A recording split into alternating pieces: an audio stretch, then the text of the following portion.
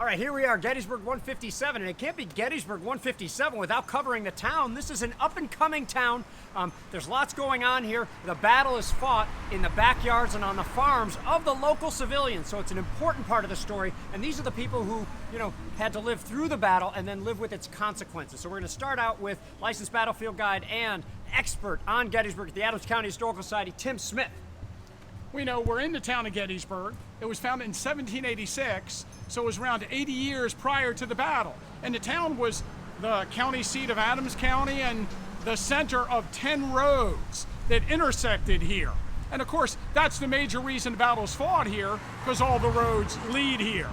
In the first day's fighting, there was, heavy battle north and west of the town. And on the late afternoon, evening of the first day, the Northern Army retreated through the town and the Southern Army captured it. And it's really difficult today to try to get across the fact that thousands and thousands of men retreated along this street. We're at Chambersburg Street, not far from the western edge of the town, where the Union 1st Army Corps undoubtedly entered the streets during that retreat. According to Samuel Peabody of the 16th Maine, the street was full of wagons, ambulances, and all kinds of war material. Drivers were whipping and cursing, and glass and bricks were flying about. As I came to the square in the town, I turned to the right and a cannon discharged near me. I thought I was shot. There was a line of infantry on the opposite side of the square going the same way I was. The street in front of the cannon was full of rebels running, and when I crossed the street to the right, they were still going in my direction. Bullets and shells were cracking, and the excitement was great. I got through Gettysburg as quick as possible. And we are in front of the house of Sarah Broadhead. Sarah Broadhead lived in Gettysburg for only 6 years, but 4 of those years, of course, were the tumultuous years of the American Civil War. And she lived at 217 Chambersburg Street as part of a group of buildings we refer to as the Warren Block. During the fighting, their houses did not have cellars, and the residents of the Warren Block all took refuge in David Troxell's house, which is right next to it, 221. Although there's a huge front addition, it's a more modern part of the house, the original house is still there. And about 20 people huddled in that cellar on the second and third day of the battle. Sarah Broadhead had a diary, and she actually had it published after the battle with a lot of the reminiscence of what happened during the fighting. And on July 1st, she recorded her experiences at the house. No one can imagine in what extreme fright we were when our men began to retreat. A citizen galloped up to the door in which we were sitting and called out, "For God's sakes, go into the house. The rebels are at the other end of town, and all will be killed." We quickly ran in, and the cannonading come nearer and becoming heavier. We went to the cellar, and in a few minutes, the town was full of filthy rebels. Now, she actually was at a different house. She ended up being in the other side of town and going to the cellar there. But on July 2nd and 3rd, she was in the cellar over here at 221. And on the evening of the second day of the battle, the bombardment, I should say the afternoon preceding the attacks, an artillery shell hit the house, and all the occupants heard it hit, and the artillery shell did not explode, remained embedded in the house, and when they put the front addition on, they actually moved around to the front. And the shell is still there. It's hard to see. It's near the top of the rain spout. But on the third day of the battle, she gave a graphic description of being in that cellar, one of the best descriptions we have of the civilians in the town hiding in their cellars during the fighting. Now, this is good, and we have a lot more to talk about, and I think we'll be making additional stops. But, Tim is talking about a lot of the Caucasian population. A lot of that population is still here, and in many cases, hiding in their cellars. But there's another population that might not have wanted to hang out in town very much. So let me bring up, if I may, Park Service Ranger. This is Rachael Nicholas. Come on up here, and let's talk about the African-American population. Yeah, So here in 1863, there's a community of 186 African Americans living here. During the battle, many have already fled, so much so that when one Confederate soldier approaches the streets of Gettysburg, an African American who is with him, who's enslaved, will comment that he does not like Gettysburg, Pennsylvania, because he sees no African Americans here. That's not entirely true. Some are still here, many of them are in hiding, but a great majority, including landholders such as Abraham Bryan, Basil Biggs, who are well-known names here at the Battle of Gettysburg and in this community, have already fled this town using the same roads that have brought Confederate soldiers into it. Their experiences are remarkably different in some ways from the white civilians who are living here at that time. Although they're also afraid for their lives, also in some cases afraid of property, they're also afraid of something else that Sarah Brodhead, for example, is never going to have to worry about. They're worried that potentially they will be carted off and sold as slaves down south.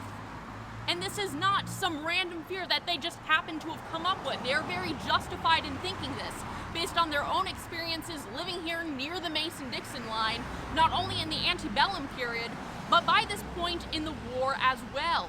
Going back into the 1840s and 50s, starting before the war, for example, it is not uncommon for slave hunters to come from Maryland, from Virginia, into the streets of Gettysburg, where in fact in some cases they are welcomed.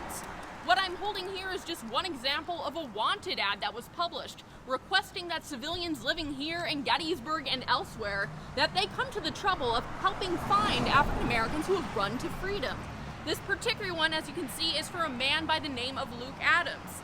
The description for $200 says that he had when he went off a suit of domestic drab cloth and took with him other clothing which he no doubt has changed. He's about 5'11" in height, 27 years old, so just a year older than myself, and when spoken to appears diffident. He likewise has a scar on his left shoulder occasioned by a scald when young. Now look at that description. He appears to be diffident. That might not even describe his actual personality. It is not uncommon for freedom seekers coming here through the Gettysburg, through these various streets on the underground railroad network that is located here, to try and make themselves scarce, to stay quiet so they're less likely to be caught. That is the everyday reality for people seeking freedom coming here to Gettysburg. And it's also something that free people have to worry about as well. They may not be enslaved, but it's very easy for them to be mistaken or deliberately mistaken for someone who has sought and run off for freedom. There are examples all throughout the 1840s and 1850s of kidnappings of free people who live here. Most notably, for example, the woman you see pictured here. She is a woman by the name of Mag Palm, and in 1853 her own employers will set her up to be kidnapped and be dragged into the South. Now luckily she is a strong woman. At the time though, she's really quite young. Still very strong though. She fights off the people who are attacking her, and in one account even bites off a man's thumb to maintain her freedom. She gets away, but that is not the case for every individual, whether free or enslaved, who passes through the streets of Gettysburg, and their fears are absolutely compounded when the Civil War comes to Gettysburg. Because now, it's not just a few slaveholders passing through, or people they've sent to come and gather people to steal them from freedom. It is an entire army, the Army of Northern Virginia, in particular the 2nd Corps under the command of Richard Ewell. Many of the men serving under him, cavalry attachments, will be the ones who are responsible, in fact, for kidnapping people from their homes, whether they're in fact contrabands or people who've come to seek freedom, or free people in places like Gettysburg, but also surrounding communities such as Mercersburg, Greencastle, Pennsylvania, and McConnellsburg. And we know this is not a fear that was made up in the heads of the individuals who feared it. We have accounts from Confederate soldiers, we have accounts from white civilians describing these actions taking place. Notably, and I'll pull out one of the quotes I have here, is from a Georgian man, a man by the name of John T. Gay, 4th Georgia. He writes, as they are coming up to Gettysburg, this is what happens, and I quote, "We were on a regular raid gathering up horses, cattle, and army stores. We've already captured a great many of each, besides over 100 Negroes. All are sent back as soon as they are captured, except such articles as are necessary for the army." Others, such as Rachael, who's a white woman living in Chambersburg, describes the sadness she feels as she sees people being gathered up and marched into slavery, some of whom she notes were free people who lived there. She knew for a fact they weren't individuals who had come to Chambersburg seeking freedom. They had been people who lived there their whole life and now are being dragged off into slavery. Why this happens, there are many reasons that are based on the context of the time period itself.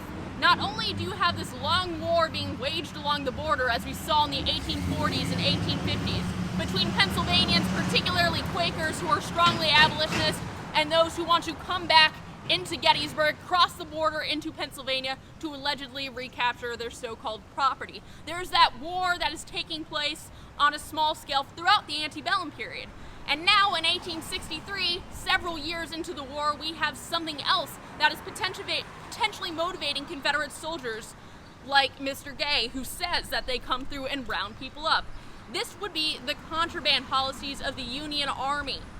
Early on in the war, General Butler up at Fortress Monroe will receive several individuals, several African Americans seek freedom and say they want safety behind the Union lines. They will do what it takes to preserve their freedom. And he decides he can get away with this. He can do this if he calls them contraband of war, or property that he is taking within the Union lines, taking away from the Confederacy to make war with. These policies will evolve. They will grow by 1863, eventually culminating, of course, in the Emancipation Proclamation, which allows African American men to actually serve as soldiers. But many of the Confederate soldiers you'll find coming up through Gettysburg as they enter Pennsylvania, fighting now a war on Northern territory, fighting a war against the enemy in the enemy's land. They will discuss how frustrated they are that they can't wage a harder war policy against white civilians. Robert E. Lee will pass rules saying that they are not to take part in extensive plunder and pillaging. And so individuals, for example, such as Eugene Blackford, will talk about how after he's seen everything done in the state of Virginia, he wishes he could do more. Well, they may not be able to burn down everything as some say they want to do, but one way they can wage this war is against African Americans living here and in the surrounding area by taking revenge out on them. And we get a good example of a quote describing that sentiment as it particularly pertains to individuals who might be called contrabands or free people of color who are living in the surrounding area. In Mercersburg, a man by the name of Philip Schaaf, who works at the Theological Seminary there, will write how during one raid of the area, he is going to come into contact with a Confederate soldier and ask him, "Why are you doing this? Are you not disgusted to be engaged in such a mean occupation as kidnapping civilians?" He responds, not referring to these individuals as human beings, as people with personalities. He does not refer to them in the way that he would refer to white civilians. He simply says, "We are simply taking back property which you have taken from us." Thus, the kidnappings that take place in areas like Gettysburg and the surrounding locations, this, for that individual at least, and probably for others as well, is part of a much larger fight against the Union Army, against Northerners along this border, to reclaim what they feel that was rightfully theirs, which by 1863, the right to own people who are enslaved is gradually and ever increasingly, in fact, being eroded away. That's great. Thanks, Rachel. And it seems like we ordered up every truck on the planet to drive by this, so thanks for powering through. Man, every truck was just cruising by there. I think this is really important. To Tim and Rachel, thanks so much, because you can't tell the Battle of Gettysburg story without the stories of the thousands of civilians who were here before and after the battle. I would encourage you to visit the website, Gettysburg's Black History Museum. Jane Nutter does a great job not only running that, but to try to tell the story. She makes incredible connections between Gettysburg's African-American community from the 1860s and today. It's really an incredible project. It's only online for now, but I would go check that out. And remember, we're going to be back in town telling some more stories so look for some more. But again, thanks for watching, thanks to the guests, and thanks for supporting Battlefield Preservation.